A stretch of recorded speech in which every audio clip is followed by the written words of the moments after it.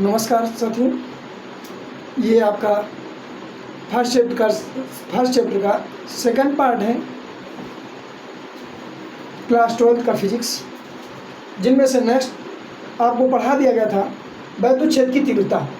यहाँ तक आपको फर्स्ट पार्ट में पढ़ा दिया गया था विद्युत क्षेत्र की तीव्रता।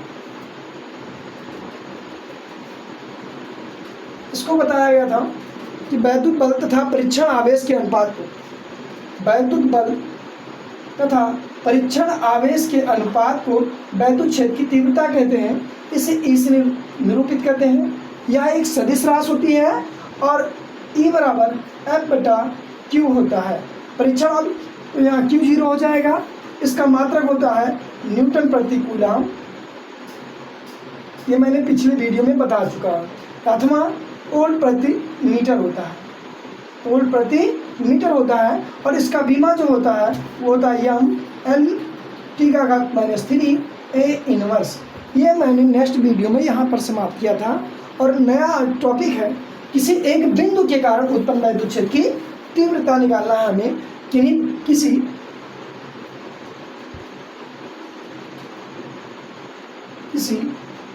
बिंदु आवेश के कारण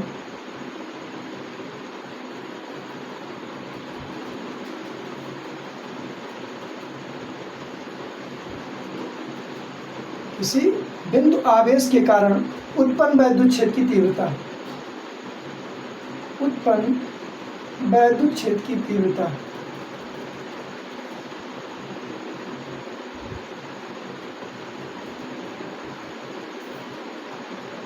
इंग्लिश में कहते हैं intensity of electric field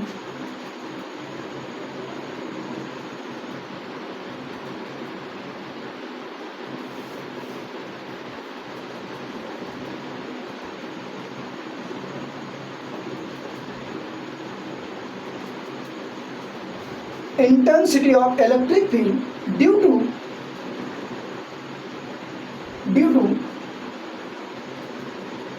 point electric charge।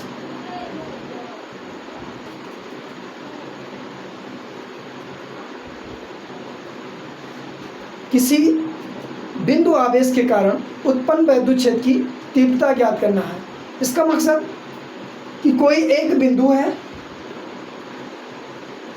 मान लेते हैं ये बिंदु A है जिस पर कोई एक आवेश रखा हुआ है। यहाँ लिखा है किसी बिंदु आवेश, मतलब यहाँ कोई एक बिंदु है और इस पर कोई आवेश है। इसके कारण हमें कितने दूरी तक तीव्रता उत्पन्न होती है इसका हमें गणना करना है। तो मान लेते हैं कि ये कोई बिंदु A है जिस पर आवेश Q रखा है और इससे R दूरी पर, स्मॉल r दूरी पर यहाँ एक बिंदु P है जिस पर हमें वैद्युत क्षेत्र की तीव्रता जो है ज्ञात करनी है। मान लेते हैं कोई एक बिंदु A है जिस पर कोई आवेश Q है रखा है, जिससे r दूरी पर एक बिंदु P है जिस पर हमें वैद्युत क्षेत्र की तीव्रता ज्ञात करनी है। और इसको ज्ञात करने के लिए कोई चेक करने वाला आवेश होना चाहिए, जिसको हम मान लेते हैं एक परीक्षण आवेश। क्या मान लेते हैं? Q0 है। माना इस तरह लिख देते हैं कि माना बिंदु A पर एक आवेश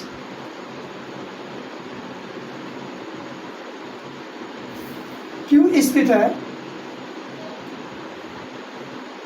है, जिससे R दूरी पर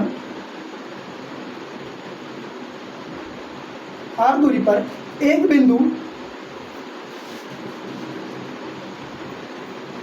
P स्थित है, एक बिंदु P है जिस पर हमें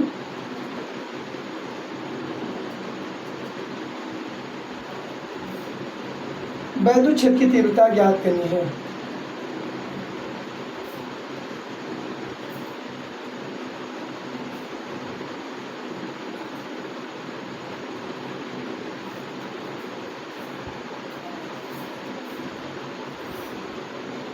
मान लेते हैं कोई बिंदु A है जिस पर आवेश Q है, इससे R दूरी पर एक बिंदु P है जिस पर हमें वैद्युत क्षेत्र की तीव्रता ज्ञात करनी है। इसको चेक करने के लिए एक परीक्षण आवेश क्या रखा गया है? Q0। तो इसे पहला आवेश Q1 मान लेते हैं और इसको मान लेते हैं Q2। तो इन दोनों बिंदु आवेश तब Q1 Q0 के बीच लगने वाला वैद्युत बल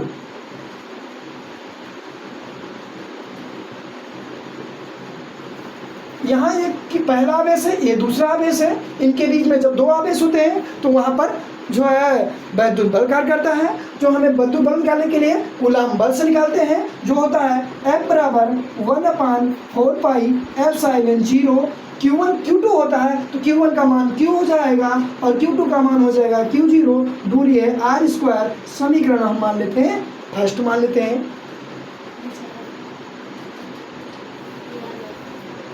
इसको यहाँ दिखाई नहीं दे रहा है, इसको हम ऊपर लिख रहे हैं इधर से इरेज करके।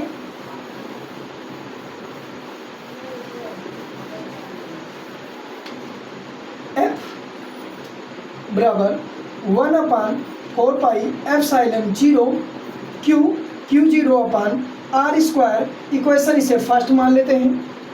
चूंकि हमें वैद्युत क्षेत्र की तीव्रता निकालना है, तो वैद्युत क्षेत्र की तीव्रता होता है कि वैद्युत बल तथा परीक्षण आवेश के अनुपात को वैद्युत क्षेत्र की तीव्रता कहते हैं। अर्थात चूंकि हम जानते हैं E बराबर होता है F/Q0।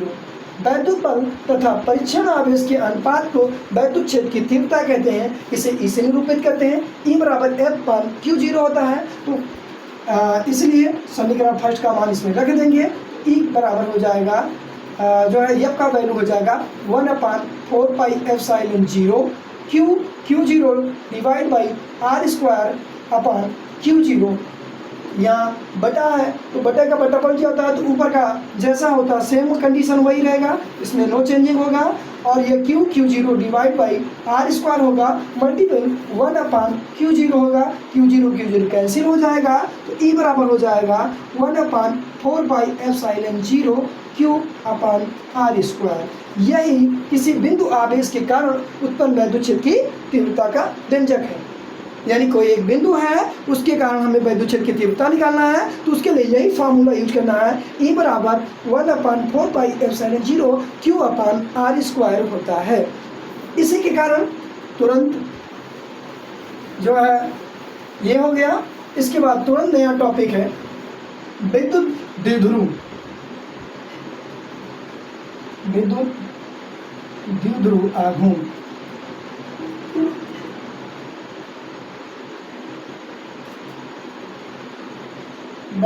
विद्युत द्विध्रुव आघूर्ण। द्विध्रुव का मतलब होता है कि दो समान परिमाण के परंतु विपरीत प्रकृति के आवेश एक दूसरे से अल्प दूरी पर रखे हों, तो ऐसे बने युग्म को वैद्युत द्विध्रुव कहते हैं। और वैद्युत द्विध्रुव में कोई एक आवेश और उनके बीच की जो अल्प दूरी होती है, उनके गुणनफल को वैद्युत द्विध्रुव आघूर्ण कहते हैं। अर्थात ये कोई एक आवेश है, एक आवेश यहाँ रखा है, एक दूसरे पर कुछ दूरी पर है। ये यहाँ भी आवेश क्यों है, यहाँ भी आवेश क्यों है, दोनों परमाणु में समान हो परंतु प्रकृति अलग हो, एक माइनस हो और एक प्लस हो।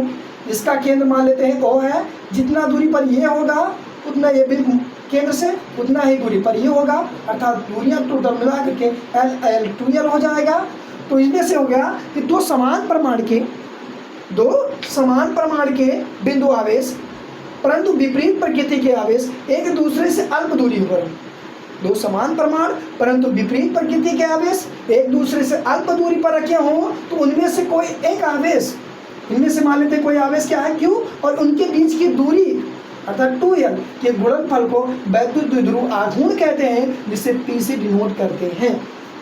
दो समान परमाणु परंतु विपरीत प्रकृति के आवेश एक दूसरे से अल्प दूरी पर रखे हों, तो उनमें से कोई एक आवेश और उनके बीच के दूरी के गुणनफल को हम वैद्युत द्विध्रुव आघूर्ण कहते हैं, जिसे P से डिनोट करते हैं। अर्थात इसको सही क्रम में लिखेंगे तो P बराबर 2LQ। जहाँ भी 2LQ आएगा उसका वैल्यू हो जाएगा P, यानी वैद्युत द्विध्रुव आघूर्ण हो जाएगा। मात्रक जो बीमा निकालना है, तो मात्रक हमें निकालना है, तो हमें जो है P है वो Q पर डिपेंड हो रहा है और लंबाई यानी L पर डिपेंड हो रहा है। तो हम अगर मात्रा निकालना है तो P का अगर मात्रा निकालेंगे P का मात्रक बराबर Q का मात्रक इंटू 2L का मात्रक। Q का मात्रक होता है कूलम और लंबाई या दूरी का बीमा होता है, वो मात्रक होता है मीटर, यानी कूलम मीटर। यदि सवाल में मात्र कूलम मीटर दिया है या वैद्युत ध्रुव का आघूर्ण की जिक्र कर रहा है अभी न्यूमेरिकल में, तो आपको P तुरंत मिल जाएगा। और बीमा निकालना है तो P का बीमा बराबर हो जाएगा, ये जो है वो दो राशियों पर डिपेंड हो रहा है, कूलम पर, लंबाई पर। तो कूलम का यानी Q का बीमा लिखेंगे हम, और किसका बीमा लिखेंगे, यहाँ 2L का बीमा लिखेंगे। और हमें जानते हैं, तो बता चुके हैं कि Q का बीमा जो होता है वो AT होता है और लंबाई का होता है L, तो ATL लिखा जाए, अथवा इसको सही क्रम में लिखा जाता है तो M, पहले M लिखा जाता है बीमा में, फिर जो है L लिखा जाता है, फिर उसके बाद T लिखा जाता है, फिर A लिखा जाता है। तो M नहीं है इसमें, तो M का पावर 0 हो जाएगा। L है तो एक बार लिखेंगे, T अकेला है और A अकेला है। यही हमारा जो है वैद्युत ध्रुव आघूर्ण का बीमा है। दो समान परमाणु परंतु विपरीत प्रकृति के आवेश एक दूसरे से अल्प दूरी पर रखे हों तो उनमें से कोई एक आवेश और उनके बीच के दूरी के गुणनफल को वैद्युत ध्रुव आघूर्ण कहते हैं, जिसे P से निरूपित करते हैं। इसका मात्रक कूलम मीटर और बीमा M का घात 0 LTA होता है, या शॉर्ट फॉर्म में ATL होता है। इसके बाद आता है कि वैद्युत ध्रुव के कारण उत्पन्न वैद्युत क्षेत्र की तीव्रता, जो कि आपके पेपर में आउट के बराबर है, अर्थात ये बहुत ही अत्यंत महत्वपूर्ण है। इसी क्या है, वैद्युत द्विध्रुव के कारण, वैद्युत द्विध्रुव के कारण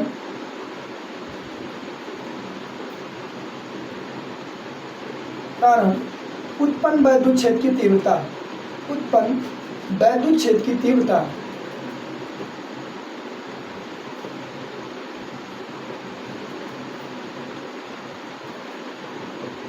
यहाँ कह रखा है कि कोई एक द्विध्रुव होना चाहिए। द्विध्रुव का मतलब हमने भी बताया कि दो समान परमाणु होना चाहिए परंतु विपरीत प्रकृति होना चाहिए, यानी इसका मान तो सेम होना चाहिए पर इसमें जो एक लोग प्लस होना चाहिए और एक माइनस होना चाहिए। प्लस हो गया, ये माइनस हो गया। अब इनके कारण मान लेते हैं A और B एक वैद्युत द्विध्रुव है, इसके कारण हमें वैद्युत क्षेत्र की तीव्रता निकालना है। तो दो स्थितियों से द्वारा ज्ञात किया जा सकता है, एक तो इसके अक्ष के सामने चाहे इधर और चाहे इधर, यानी इसके अक्ष के सामने वैद्युत क्षेत्र की तीव्रता निकाला जा सकता है, और एक ऊपर यानी इसके लंबवत ऊपर या नीचे। तो दो स्थितियां होती हैं, जो अक्ष के सामने होती हैं उन्हें अक्षीय स्थिति कहते हैं, और जो आपके द्विध्रुव के परपेंडिकुलर होते हैं उन्हें हम निरक्षीय स्थिति कहते हैं। अर्थात हम दो स्थितियां ज्ञात किया जा सकता है। पहला स्थिति है अक्षीय स्थिति, यानी वैद्युत द्विध्रुव के कारण अक्षीय स्थिति में वैद्युत क्षेत्र की तीव्रता हमें ज्ञात करनी है, यानी किसके कंडीशन में, अक्षीय स्थिति में निकालना है, अक्षीय स्थिति में निकालना है। तो अक्षीय स्थिति में निकालने के लिए हमें, अक्षीय स्थिति में निकालने के लिए सबसे पहले हम फिगर ड्रा करते हैं। ये मान लेते हैं हम, ये कोई एक वैद्युत द्विध्रुव है, जो भी थ्योरेटिकल है वो आप सब लिखते रहिएगा। मान लेते हैं A और B एक वैद्युत द्विध्रुव है, A और B एक वैद्युत द्विध्रुव है जिस पर -Q प्लस Q आवेश जो है स्थित है। इसका केंद्र O है, यहाँ इसकी दूरी L, तो इधर भी दूरी आपका L है। इसके अक्ष, इसके केंद्र से स्मॉल r दूरी पर, इसके केंद्र O से स्मॉल r दूरी पर एक बिंदु, यहाँ पर एक बिंदु P है जिस पर हमें वैद्युत क्षेत्र की तीव्रता ज्ञात करनी है। माना A और B एक वैद्युत द्विध्रुव है जिस पर -Q व +Q आवेश स्थित है। इसके केंद्र O से r दूरी पर अक्ष में स्थित एक बिंदु P है जिस पर हमें वैद्युत क्षेत्र की तीव्रता जो है गणना करनी है। अभी हमने बताया किसी एक बिंदु के कारण उत्पन्न वैद्युत क्षेत्र की तीव्रता होता है 1/4πε0 Q/r²। किसी एक बिंदु के कारण निकालना है वैद्युत क्षेत्र की तीव्रता, तो हमें सबसे पहले इसका निकालना पड़ेगा। यानी यहाँ दो बिंदु हैं तो इसके लिए अलग वैद्युत क्षेत्र की तीव्रता होगी और इसके लिए अलग होगी। तो मान लेते हैं कि बिंदु A के कारण वैद्युत क्षेत्र की तीव्रता E1 और इसके कारण वैद्युत क्षेत्र की तीव्रता E2 है। तो यहाँ हम सबसे पहले निकालेंगे बिंदु A के कारण, बिंदु A के कारण। तो ए के कारण निकालना है तो हमें जैसे वहाँ दूरी r हुआ करता था तो हम दूरी r रखते थे, परंतु बिंदु ए की अगर हम जैसे जिक्र करेंगे तो यहाँ से दूरी आपका r है और इतना दूरी l बढ़ गया, यानी r और r में l बढ़ गया, यानी बढ़ा देंगे तो r प्लस l हो जाएगा। अर्थात जो दूरी हम r लेते थे एक बिंदु में, अब लेंगे r प्लस l दूरियां लेंगे, और इस यहाँ से अगर जिक्र करेंगे तो यहाँ l दूरियां कम हो रही हैं, तो यानी हम कह सकते हैं कि यहाँ से इसकी दूरी जो होगी r माइनस l लेंगे, यानी E2 के कारण हम दूरी लेंगे r माइनस l, और यहाँ से लेंगे बिंदु A से तो r प्लस l हो जाता है। तो बिंदु A के कारण वैद्युत की तीव्रता निकालना है तो हम जानते हैं E1 बराबर होगा 1/4 पाई एप्सिलॉन 0, वहाँ आवेश Q है तो यहाँ भी आवेश Q रखेंगे, और अपान जो दूरी r था वो दूरी हो जाएगा r प्लस l का होल स्क्वायर। इक्वेशन इसे फर्स्ट मान लेंगे। फिर बिंदु B के कारण निकालना है, बिंदु B के कारण अगर निकालना है वैद्युत क्षेत्र की तीव्रता तो यहाँ बिंदु B के कारण वैद्युत क्षेत्र की तीव्रता है E2, ये हो जाएगा 1/4 पाई एप्सिलॉन 0, और आवेश हमारा Q है तो हम आवेश Q रखेंगे, इनको दूरियां हम रखेंगे r माइनस l का होल स्क्वायर। इक्वेशन सेकंड, जब दो परिणामी हो अर्थात दो अलग अलग वैद्युत क्षेत्र की तीव्रता हो तो उसका परिणामी निकाला जाता है, अर्थात दोनों में से यह देखा जाता है कि कौन अधिक है कौन सा कम है। तो आप जानते हैं जो जितना पास होगा उसकी शक्ति उसकी तीव्रता उतना ही ज़्यादा, और जो ज़्यादा दूरी पर होगा उसकी तीव्रता उतना ही कम। अर्थात मैं कह सकता हूँ E2 की तीव्रता है यानी नज़दीक है इसकी ज़्यादा होगी और E1 की तीव्रता कम होगी। अर्थात में परिणामी अगर निकालें तो E2 में से E1 घटा देंगे, हमारा परिणामी निकल आएगा। मान लेते हैं कि हमारा परिणामी तीव्रता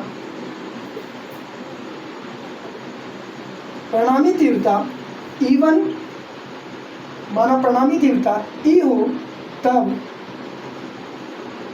E बराबर E2 माइनस E1, क्योंकि E1 पास में है इस बिंदु के अर्थात ये अधिक तीव्रता होगी, और E1 जो है वो बहुत ही दूरी पर है इसकी तीव्रता कम होगी, तो ज़्यादा में से कम को घटा देते हैं। अब समीकरण फर्स्ट और सेकंड का वैल्यू यहाँ पुट कर दे देते हैं।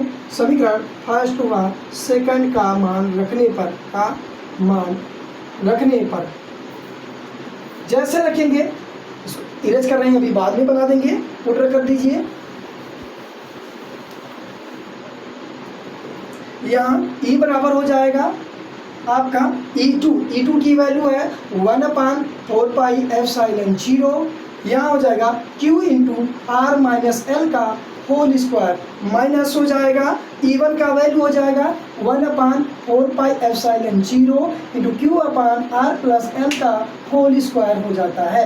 इन दोनों में देखिए कॉमन क्या है, हमारा 1/4 पाई एप्सिलॉन जो है इसमें भी मिल रहा है और Q भी मिल रहा है, यहाँ भी मिल रहा है, तो जो मिल रहा है दोनों में उनको हम बाहर कर लेते हैं, जिसे इंग्लिश में कॉमन या हिंदी में उभयनिष्ठ कहते हैं। तो इसको निकाल लेंगे 1/4 पाई एप्सिलॉन 0, Q निकाल लेंगे तो यहाँ बचेगा 1, यहाँ हो जाएगा R माइनस L का whole square minus 1 plus R plus L का होल स्क्वायर हो जाएगा। अब यहाँ आपका जो डिनोमिनेटर है अर्थात हर जो है वो सेम नहीं है, यहाँ माइनस में है यहाँ प्लस में है, तो सबसे पहले क्या करेंगे इन दोनों का क्रॉस मल्टीपल करेंगे, ठीक है। तो यहाँ क्या करेंगे E हो जाएगा 1/4 पाई एप्सिलॉन 0 Q, यहाँ हो जाएगा क्रॉस मल्टीपल करेंगे तो R प्लस L का होल स्क्वायर हो जाएगा माइनस R माइनस L का होल स्क्वायर हो जाएगा, divide by A minus B, A plus B अर्थात A square minus B square, और स्क्वायर है तो होल स्क्वायर हो जाएगा।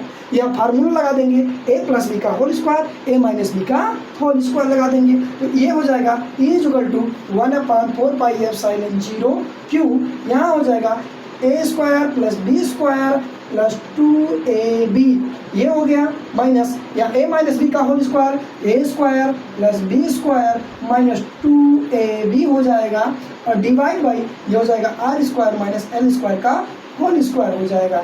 यहाँ क्या होगा माइनस का एंट्री करेंगे जैसे ब्रैकेट से पहले माइनस का एंट्री करते हैं, जो प्लस होता है वो माइनस हो जाता है, जो माइनस है वह प्लस हो जाता है, अर्थात जो साइन है वो चेंज हो जाता है। अर्थात मैं कह सकता हूँ E बराबर 1/4πε0 Q, यहाँ हो जाएगा R square plus L square plus 2RL, यहाँ प्लस है तो ये माइनस हो जाएगा, ये प्लस है तो माइनस हो जाएगा, माइनस है जो आपका प्लस हो जाएगा, डिवाइड बाई यहाँ हो जाएगा R square minus L square का होल स्क्वायर हो जाएगा, ये माइनस ये प्लस, प्लस माइनस ये दोनों कैंसिल हो गया।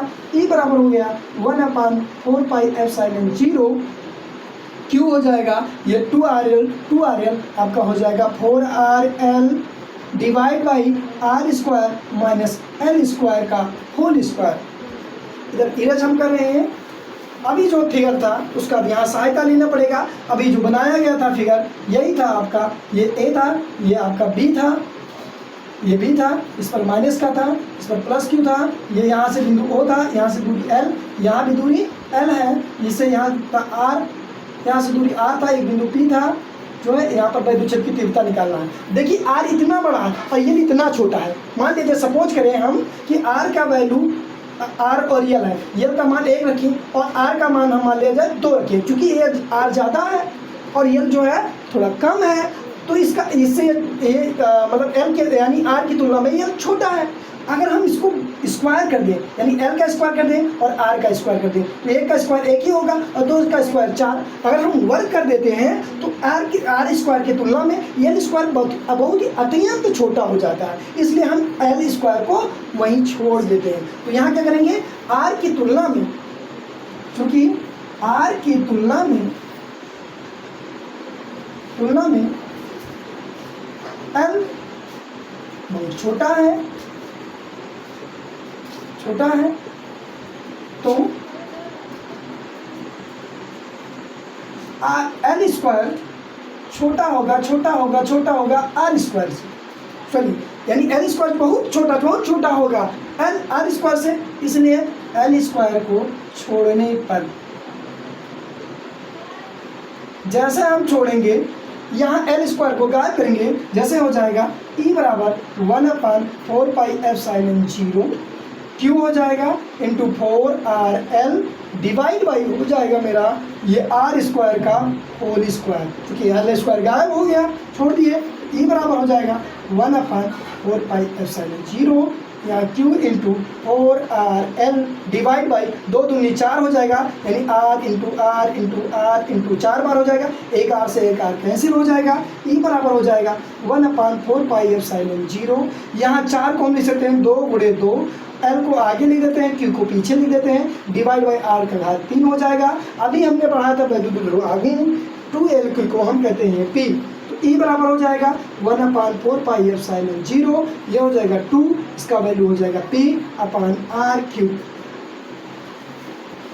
अतः यही अच्छी स्थिति में वैद्युत क्षेत्र की तीव्रता का जो है व्यंजक है, E = 1/4πε0 2P/R3, यही वैद्युत क्षेत्र की तीव्रता का व्यंजक है अच्छी स्थिति में। ये हमारा हुआ अच्छी स्थिति जो है वैद्युत ध्रुव के कारण। आपको इस चैप्टर के समाप्ति की ओर मात्र एक वीडियो नेक्स्ट जो है पार्ट में आपको थर्ड पार्ट में आपको प्रोवाइड करा देंगे। इसके बाद हम नेक्स्ट वीडियो में मिलते हैं। धन्यवाद।